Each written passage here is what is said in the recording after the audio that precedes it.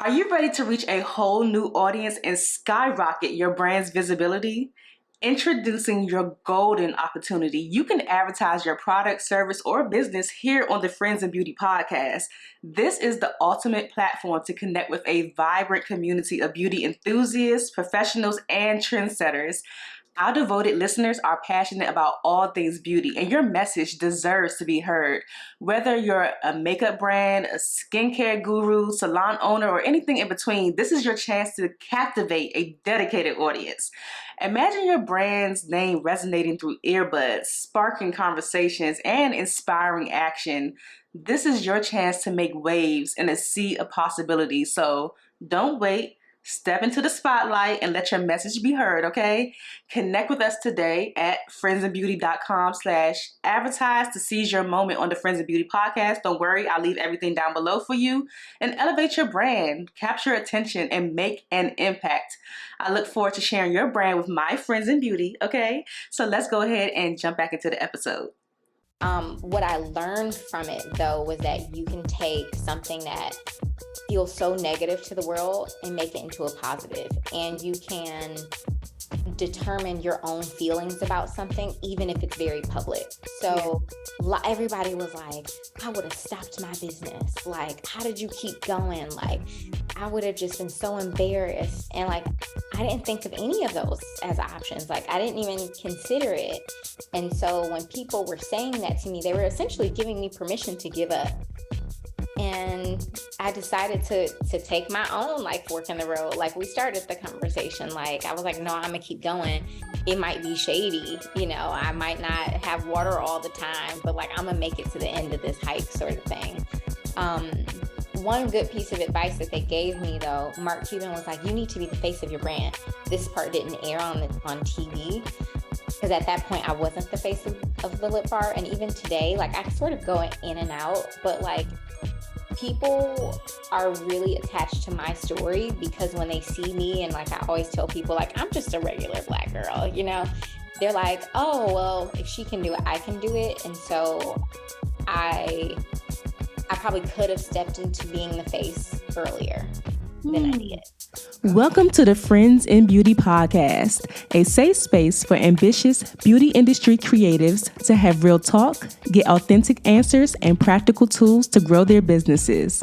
Join me every week as me and my special guest reveal the keys to longevity and success in the beauty industry, from the ups and downs of their journey to the nitty-gritty of their struggles and triumphs.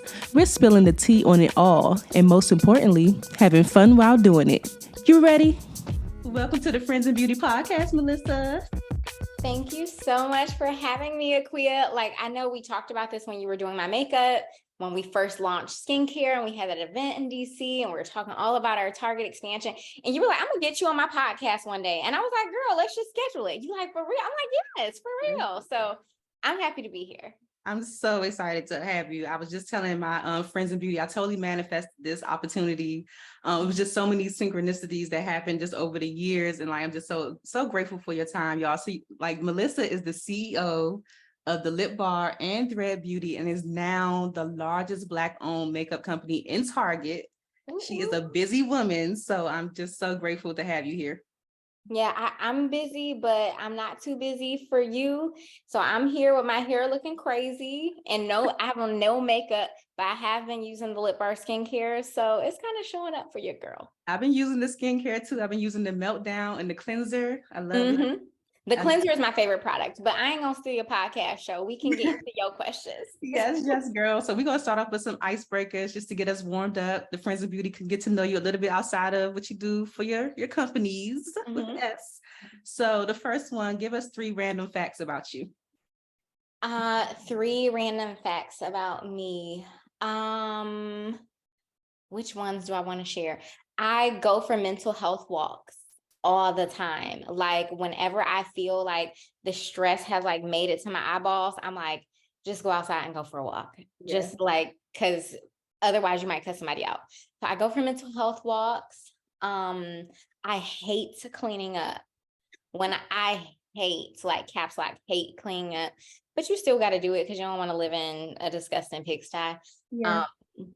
And this is one that's probably interesting to people. people assume that because like I'm a CEO and I have two businesses that I'm an organized person. I am not organized. Okay. I live like my brain is sort of in this state of organized chaos. And actually it's what allows me to be my most creative self, and it allows me to be my most productive self. Like I like the idea of bouncing around because like I think my brain, like I'm naturally just like a data collector, and like I just connect the dots and then magic happens. I love it. I love it. Okay. Thank you. What do people always tell you that you're good at aside from business? People always tell me that I'm good at giving advice. Okay. Like people often call me about advice, and not like just business advice, like just my mama getting on my nerves, like advice, or like what should I do with my friend that I just got into it with, stuff like that. Yeah. So people ask me for advice, even though I'm not necessarily like the greatest listener. I think you know how people skim read? Yeah. I skim listen and skim read. And so, I mean, I always get the point though. Right. Got the point, the key points to give advice. And there we go. Yeah, I like it. When is the last time you did something for the first time?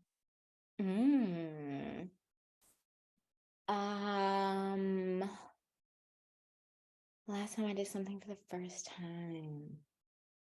Well, this is a good question. I don't even fucking know. You've been doing Maybe I need some spice in my life, Aquia. What? Maybe, but you've been doing a lot. But maybe it's not your first time doing it. So Yeah. I mean, I'm sure there's something. I'm gonna think about it a little bit more, and then in the middle of the podcast, I'm gonna be like, I got it. yeah, let me know. Let me know. I have these pod decks. One of them is a what the heck and a would you rather. They have sometimes crazy questions, but cool. Which one you want? Red, for sure. Okay, would you rather? I'm a fire girl. Let's So not. I'm always attracted to anything red. What is this? I think I did that before. Let me see. Ooh, would you rather face a fork in the road or be forced to pick between three doors? Fork in the road. Fork in the road because I mean, you can see a path. You get to pick your own path. So like, I want to be the author of my own story. I want to like say, I see the potential of this road, and I decline the potential of this road. And I want to be like, this was the decision I made, because I can accept my own decisions. I can accept my responsibility. With the doors, it's too random. Like you don't know shit about them doors. Are the doors different colors or are different heights? So I want the fork in the road. I like that. And like just the two options. If you get too many options, like three options, three doors, that starts to confuse you. That's true. Too many options, you can't focus. Yeah. So the last one, if you weren't the CEO of the Lip Bar and Thread Beauty, is there anything else you could see yourself doing right now? I could see myself doing lots of things. Like a few years ago, I realized like my life had become my businesses. And like, that's not healthy. Like, I am not about that, like grind till you die culture. You need more and more and more. No, that's whack. And we're not here to just work. And like, while I'm very fulfilled in my work, I'm interested in so many things. Like, I mean, I could fucking study volcanoes. Like I'm obsessed with interesting parts of Earth, like caves and caverns and volcanoes. Or I could, be an astrologist and or an astronomist and stare at the stars. I think that I could be doing lots of things. I could be like a veterinarian, maybe not a veterinarian because I don't want to cut the dog, but I mean, shit, maybe I could just be a dog walker. Like it don't have to be so, special. I think that we think that only certain things are special. And I think that you can find specialness and fulfillment in so many areas of your life. Yeah, that's so true. That's so true. I think it's just the era that we're living in, that everything has to be big and grand and, Yeah. And then it sort of leaves you with feeling like you're not enough or you're not doing enough, or that you have to just chase that next milestone. And I certainly experienced that because it's like, I've accomplished a lot in my life. And like, oftentimes it's like, you just like, okay, what's next? What else can I accomplish? What? No, revel in the moment. Yes, absolutely. Oh my gosh. Thanks for sharing that, for real. So like, what were you doing before you launched the lip bar? What kind of work were you doing? So I went to FAMU, and straight out of college, I went to work on Wall Street. So I worked at Barclays Capital. It was like 2009, right after like the financial system crashed. So it was a crazy time to be joining Wall Street. Um, but I mean, I learned a lot. I learned about a lot about myself. I was working in an environment where there weren't a lot of people who looked like me, where I would change my hair a lot and they would be like, what is this week? So yeah, I worked on Wall Street, and I did that for like how many years? I don't know if I can remember. Maybe 3 years, something like that. But yeah, I was a numbers cruncher. How does that help you in your business now? I think a lot of times entrepreneurs are afraid of numbers. Like most people, when they start a business, it's not about the numbers. It's not about the back end operations. It's about the creativity. It's Mm, like you want to like work on the product or work on the service, or you're thinking about the customers, because ultimately you are the customer first. And people often, if you're not familiar with numbers, you are so intimidated that you don't even know how much it's costing you to run your business or how to make money in your business.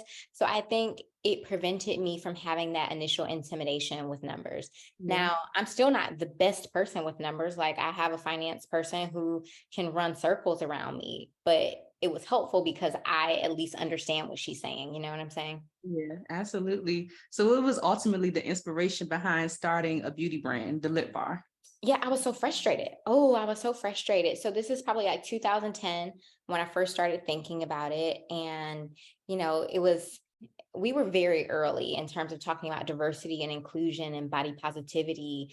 So in 2010, like there was like one standard of beauty. Everybody wanted everybody to look like, this thing that fit within this specific lane. And I was just so frustrated by that because I'm from Detroit.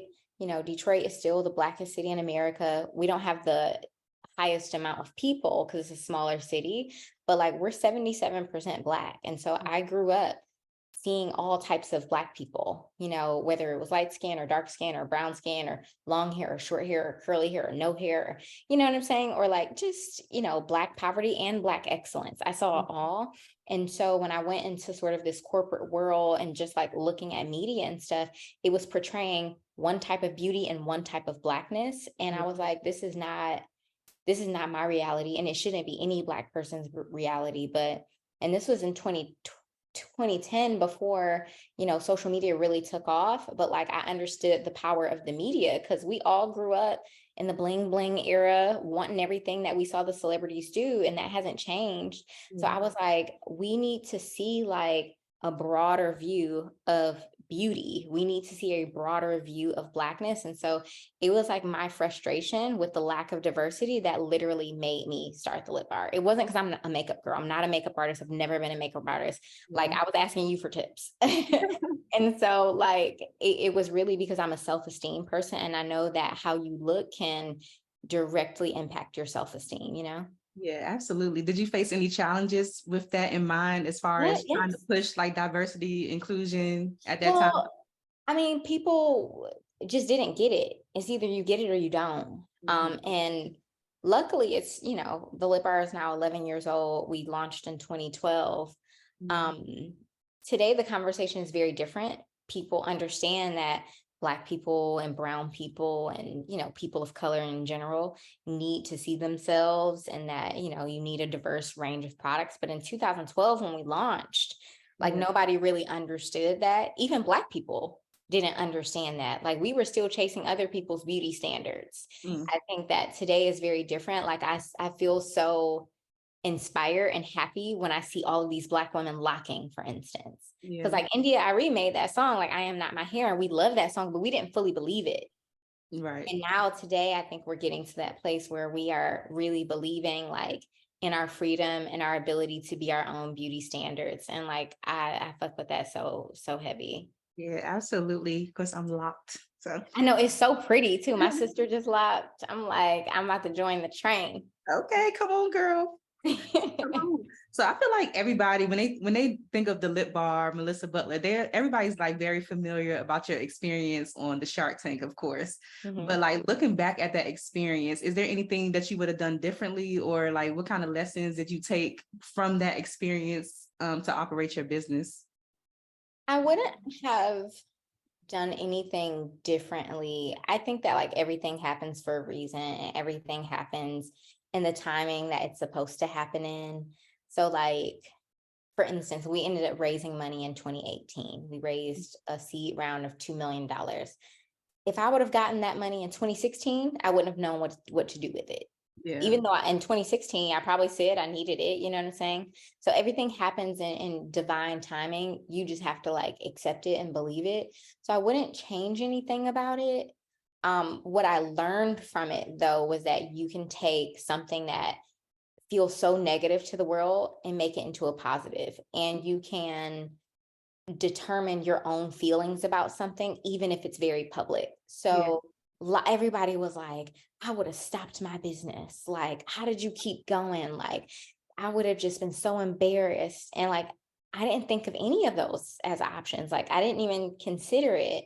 And so when people were saying that to me, they were essentially giving me permission to give up. And I decided to take my own like fork in the road. Like we started the conversation, like I was like, no, I'm gonna keep going. It might be shady, you know, I might not have water all the time, but like I'm gonna make it to the end of this hike sort of thing. One good piece of advice that they gave me though, Mark Cuban was like, you need to be the face of your brand. This part didn't air on TV because at that point I wasn't the face of the lip bar. And even today, like I sort of go in and out, but like people are really attached to my story because when they see me, and like I always tell people, like I'm just a regular Black girl, you know, they're like, oh, well, if she can do it, I can do it. And so I probably could have stepped into being the face earlier than I did. Okay, because there are a lot of like faceless brands out here, but you would recommend that people be the face of their brand so that people can relate to them? Not necessarily. I think it depends on you. And I think Okay. it depends on your product and like your community. I think at that time, like it was important for Black beauty to have some like representation because the reality is a lot of the Black beauty brands were not owned by Black people. And Mm, so today, like even, you know, no shade, but like people think that Black Radiance is Black owned just because the word Black is in it. People thought for many, many years, people thought that Black Opal was Black owned. It's Black owned today, right, but but for the first 20 years that it was in business, it wasn't, you know? So, you know, I think that sometimes we need to have our own heroes. yeah, absolutely. Yes, heroes. I just saw your new launch with the superhero theme. It's so Yes. it's so cute. But coming from like Wall Street and jumping into the entrepreneurial journey, what kind of lessons did you learn about building and growing like a successful brand? I mean, I think the biggest lesson that, well, it's probably a couple, but like one of the biggest things is like, don't be afraid to be vulnerable. Mhm. Um, and by vulnerability, like, I mean, like, don't be afraid to say you don't know something. Just because you're the CEO doesn't mean that you know everything. Yeah. Just because it's your idea doesn't mean that you have to have the right answers. It's okay to say you don't know. It's okay to ask people for help. It's okay. Like when I first started and I would talk to people who are way more senior than me, like I was almost trying to prove something to them. Meanwhile, I don't know shit. They know everything, or at least they know a lot. They know a lot more than me, just, you know, experience and time. It doesn't mean that they know everything about my business or my journey or my goals, but I can certainly learn from them. And oftentimes, and I see this with entrepreneurs often, like they're so quick to tell you what they know as opposed to actually using time to pick your brain to further their thing. So be unafraid to be vulnerable. Mhm. But at the same time, have the confidence to say, I am the person to do the mission that I've set out on. Now, Yeah. that doesn't mean that just being confident doesn't mean, again, that you know everything, but it means that you believe that in time you can learn, in time you can get better, in time and with practice or mentorship, guidance, whatever you want to call it, you can actually reach that hill. Now, if you don't believe you can make it to the top of the hill, you won't. So be vulnerable, be confident, and be relentless. Like Absolutely. be relentless. Like whatever your goal is, whether it's a business, whether it's, you know, I don't know, growing your hair. It could be losing weight. It could be taking care of your family. It could be buying a house. Whatever that goal is, it literally doesn't matter what the goal is. Like if you're relentless, you will get there. But being relentless means doing it even when you don't feel like doing it even when it's hard, doing it, when all the odds are stacked up against you and you're like, how am I going to do it? Just do it anyway. I agree. I'm a very persistent person, so Mhm. I wholeheartedly believe in that. I have a question about like you building out the brand. Like I know you started making the lipsticks first yourself, like just Mhm. mixing it up or whatever. Like when you were ready to expand, like past that point, as far as like getting the brand out there, becoming the face of the brand, like how did you move forward? Like what did that look like as far as getting funding? I know you said you raised like $2 million at one point. Like what did that look like as far as getting funding and then also building out the brand? Yeah, I mean, step by step. So literally, a lot of people are just learning about the lip bar in the last year, but Mhm. like the company is 11 years old. Yeah. And even before we launched, I was working on it for like a year and a half. So, yeah, I started making lipstick in my kitchen. And then I was like, well, this isn't the best use of my time. Somebody else can make the lipstick better. So I started outsourcing it. Our very first supplier, like I got them in Taiwan. No, not Taiwan. Italy. In Okay. Italy. Today we have some stuff in Taiwan. That's why that was top of mind. But like, I was like, okay, I need to find somebody else to make the product so that I can focus on the things that I'm best at. So my journey has been taking things off my plate that other people could do better than me so I can focus on the thing that I'm best at.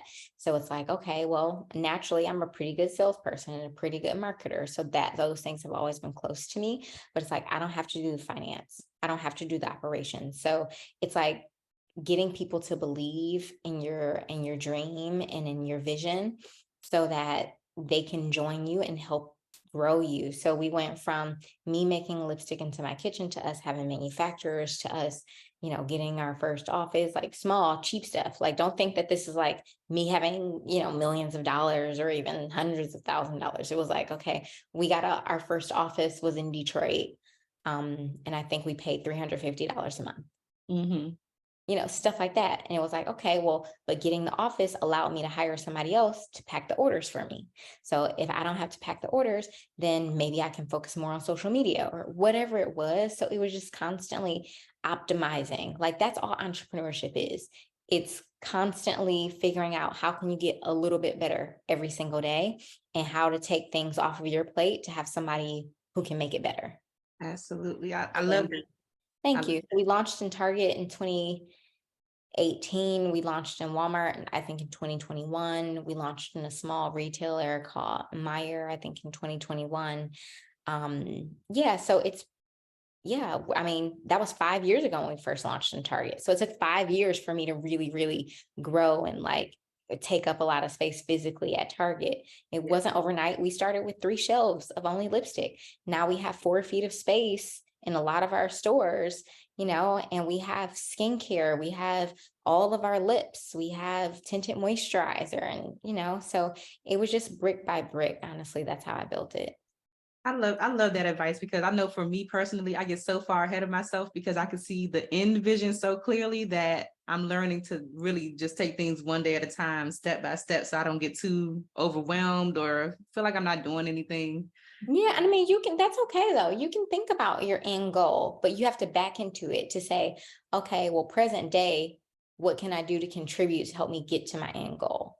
So if Mhm. I said, okay, my end goal, like taking business out of it, if I said my end goal is to run 5 miles, well, you don't start off by just running 5 miles. You Mhm. might start off only being able to run a quarter of a mile. And so every day you just increase a little bit to see like, okay, how can I train myself to actually be prepared for that 5 mile run, So it's just about adding a little bit on and being consistent because eventually you'll get to the goal. Absolutely. Can you tell us about the inspiration behind Thread and how it differs from the lip bar? Because at one point I saw Thread Beauty like all over my timeline, but I didn't realize it was your brand too up until like a certain Good. Yeah, Thread is our second brand.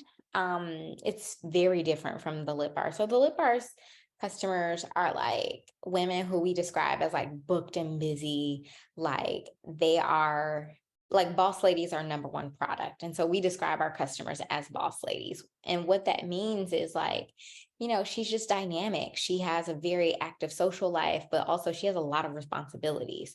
So she might be climbing the corporate ladder. She might be an entrepreneur. She might be both.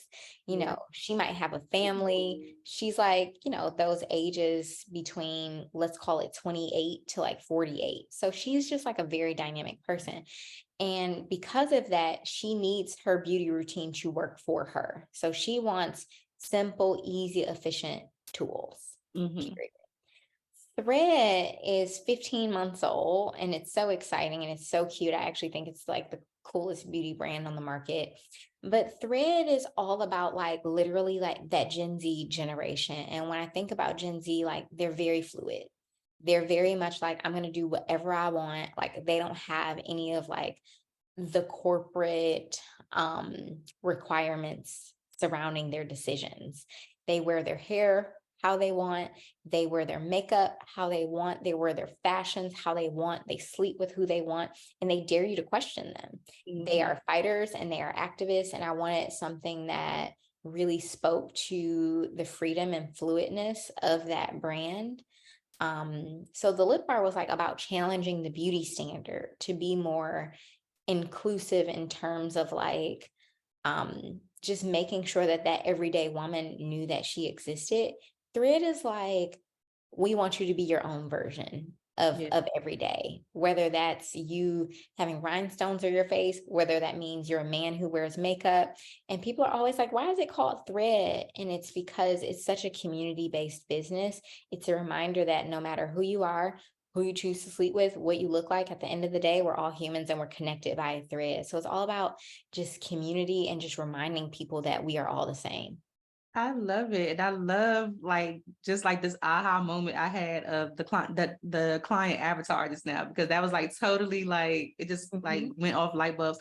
I do want to shout out that I have on Threads foundation in 160 and 170. I have on the 06 concealer. I have on lip bar, the duochrome on my eyes, and rich auntie on my lips. I just want to throw that. Yes, I love that. And people love Thread because everything is just $8. So it's super affordable. Because like Gen Z is like, they're young. It's not like they have a wealth of money yet, but we wanted to create something that would be really effective, but also really affordable. So I'm happy that you're wearing and loving the products. And I'm a Thread MUA ambassador as well. I've been loving it. But like, how do you balance, since the brands are different, like how do you balance running them simultaneously since they do have different personalities, I guess? So I have an incredible team. So I am equipped to guide both brands to make sure that they are on brand. Like, they have very specific identities, but at the end of the day, I have, marketing leaders who are like the owners of the brand voice and the brand vision. And I just step in whenever I'm like, that's not quite right. But my team, they're fantastic. And then Roscoe does creative direction for both brands. Okay, got you. How does the vision that you have for your company compare to like how it's actually turned out? Good question. I mean, I think, in some ways it's like, wow, like I've done a lot of incredible things. Like Michelle Obama has worn the lip bar as boss lady. Like, you're in DC, like Taraji has worn many of our products, and that's been really fantastic. So sometimes I'm in awe of like what we've built. And then sometimes when I'm on that rat race type vibe, I'm like, we should be bigger. We should be doing more. So I try to stay present and just, I'm just really grateful to everything, every opportunity, every customer. Yeah, absolutely. For anybody that wants to start a beauty brand, do you have any advice as far as who they should have on their team, like those core people, like you mentioned, marketing, maybe social media, like what should they aspire to have on their team to make it grow? I mean, well, when you're starting out, all you need is you, frankly. You just need to have your idea. I would recommend that you are really solving a problem. Like it's not enough to say like, I want a beauty brand just because you want one or just because you like makeup. You have to really be solving a problem on the market because there's so much saturation. Like I can name 30 different makeup companies right now, and it's like literally millions of them. So it's like, you know, what is going to make a customer shop your brand as opposed to one of the many brands that's already on the market. So, and that's for any brand, doesn't matter if it's beauty or if you want to start a food business. Really, like, why do you stand out? That's the first thing you need to ask yourself. And then I would say make sure that you are customer focused, because at the end of the day, you're not doing it for you. You're not doing it for, like, if you get into retail, you're not doing it for them. You're doing it for the person who ultimately is going to buy and use and hopefully repurchase your products. So make sure that you start in a way that really connects with the community and that the community knows who you are, why you're doing it. Because if a customer can repeat, like, you know, what your business is, like, that's when you've struck gold. Like any of us can describe Uber, what Uber does. It's like, oh, it's ride share, and people, it's two sides of it. They hire or they pay people to like use their cars and do rides for them, but also they're getting paid from the actual people who are taking the rides. Like that's super simple. So make sure that people can really articulate what you're doing. So just like have a business solution that is simple and straightforward where like a toddler can understand it. Absolutely. Oh my gosh. So at the end of the day, like, what do you want your legacy to be? What are you leaving us? I don't know. I used to think about stuff like that, but I'm just like, I'm just writing my chapter like a page at a time, and I don't want to lock myself into anything. I think that, you know, my goal is just to be present and enjoy the ride. Like if I died tomorrow, I think that my legacy is already solidified. But like as far as I know, I'm gonna wake up tomorrow and like that's another opportunity for me to do something new or different or fun. So going back to that question you asked me earlier, when was the last time I did something for the first time? I don't think I've done any, I can't think of anything really. So it's like that's another opportunity for me to add to my legacy, you know what I'm saying? Like it's not closed. Like it's infinite possibilities. Absolutely. Is there anything else that's coming up next for you that you could share? Uh, the lip bar is launching like a new liquid matte called It Girl, and it's pink and it's pretty and it's like just in time for the summer for us to be outside and be fine. So Okay. like I'm excited about that. We're working on a new store in Detroit, just like so many little things happening. You are a busy woman. You I are. am busy. Whew. Yes, yes. Before you go, I have to ask you the Friends of Beauty rapid fire questions. So whatever comes to your mind first, spit it out. If you have to elaborate, that's fine too. Okay. So the first one is, what are the top 3 keys to your success so far? Curiosity, resilience, and exposure. I like that. Curiosity, resilience, and exposure. I like that. How do you measure your success? If I feel happy. I know that's right. What's the best advice? What's the best advice you've ever received, or a piece of advice that's just always stuck with you? Um, it's you. It's you. I mean, people have reminded me of that. Like, I mean, the products are great, Melissa, but it's you. And so, like, sometimes, like, when things get tough, it's like I remember, like, it's me. Like, everything is figure outable. Yeah. Like, or this is just a moment. Like, it doesn't matter. It's me. You can get through this. Yeah, absolutely. Yes. What advice would you give to another beauty brand owner right now who is just not seeing the results that they want in their business and they're just ready to give up and say, I'm just going to go back to my corporate job? Mm, I would ask them if they were ready to fight. Because if you're ready to fight, if you're willing to fight, and I'm a fighter. Like if you willing to fight, then stick with it and don't expect to get overnight results. Like don't believe everything that they see on Instagram. Instead, like focus on building their own Instagram story or their own TikTok story. But I would say if you're not willing to fight and if you're tired of fighting, That's okay.